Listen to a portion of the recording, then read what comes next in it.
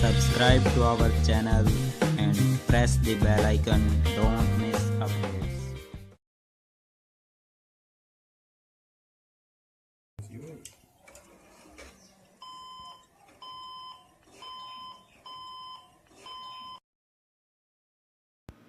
दोस्तों, सबसे पहले आपको जो है अपने सीपीयू को ओपन कर लेना है और यहाँ पर जो है आपको एक रैम सॉकेट मिलेगा।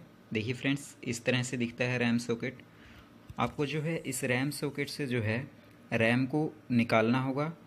रैम को जो है आप सावधानी से निकालिएगा, कहीं इसे कुछ नुकसान ना हो।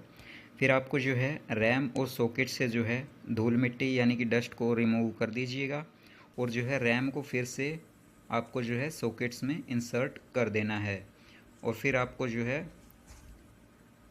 सॉकेट्स में रैम इंसर्ट करने के बाद जो है अपने पीसी को स्टार्ट करके देख लेना है। आपका पीसी जो है स्टार्ट हो जाएगा, 5 बीप्स की प्रॉब्लम सॉल्व हो जाएगी। अगर प्रॉब्लम फिर भी सॉल्व नहीं होती है तो इसका मतलब हो सकता है कि आपकी कोई रैम या फिर रैम सॉकेट जो है ख़राब है। आप जो है ज़्यादा इन्फॉर्मेशन जो है HP की ऑफिशियल वेबसाइट पर देख सकते हैं। Thanks for watching this video. Please subscribe us on YouTube and like this video.